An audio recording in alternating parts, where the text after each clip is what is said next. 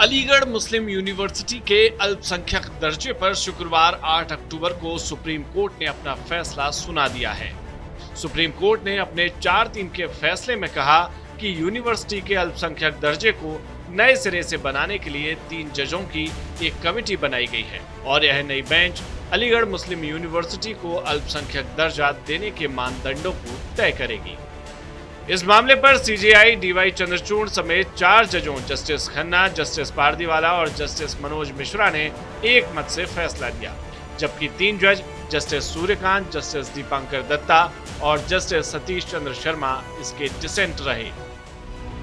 Court ने अपने फैसले में 1967 के उस फैसले को खारिज कर दिया जो एएमयू को अल्पसंख्यक दर्जा देने से इनकार करने का आधार बना था। कोर्ट ने फैसला सुनाते हुए पूछा कि आर्टिकल 30A के तहत किसी संस्था को अल्पसंख्यक माने जाने के आधार या मानदंड क्या है। किसी भी नागरिक के जरिए स्थापित किए गए शैक्षणिक संस्थान को अनुच्छेद 19A के तहत रेगुलेट किया जा सकता है, क्योंकि आर्टिकल 30 के तहत अधिकार आता नहीं है। अल्पसंख्यक शैक्षणिक संस्थान के नियंत्रण की अनुमति आर्टिकल 19(6) के तहत दी गई है, लेकिन साथ में शर्त यह भी है कि यह संस्थान के अल्पसंख्यक चरित्र का उल्लंघन ना करे। सीजेआई चंद्रचूड़ ने कहा कि कोई भी धार्मिक समुदाय किसी संस्था की स्थापना तो कर सकता है, लेकिन उसका एडमिनिस्ट्रेशन नहीं कर सकता। अलीगढ़ मुस्लिम यूनिवर्सिटी की स्थापना सर सैयद अहमद खान ने साल 1875 में की थी। तब इसका नाम अलीगढ़ मुस्लिम कॉलेज था। सैयद अहमद खान चाहते थे कि एक ऐसा शैक्षणिक संस्थान हो जिसके जरिए मुस्लिम समुदाय का शिक्षा के क्षेत्र में उत्थान किया जा सके।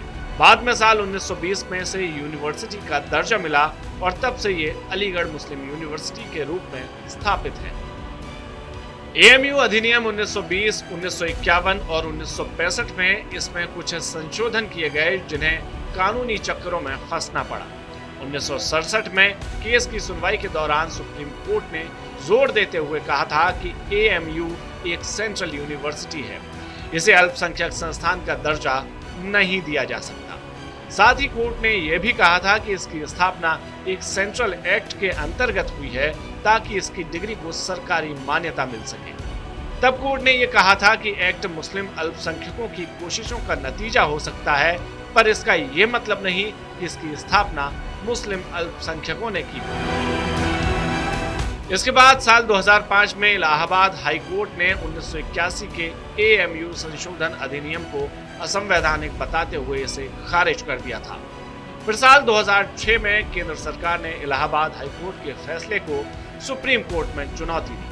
हालांकि साल 2016 में केंद्र सरकार ने कहा कि अल्पसंख्यक संस्थान की स्थापना एक धर्मनिरपेक्ष राष्ट्र के सिद्धांतों के उलट है, जिसके बाद साल 2019 में तत्कालीन सीजेआई रंजन गोगोई की अध्यक्षता वाली 3 जजों की बेंच ने मामले को 7 जजों की बेंच के पास भेज दिया था, जिस पर कोर्ट ने आज फैसला देते हुए 3 जजों की एक नई समिति गठित कर इसे नए सिरे से तय करने के लिए कहा है। आज का जो जजमेंट है वो 7 जजेस का जजमेंट है।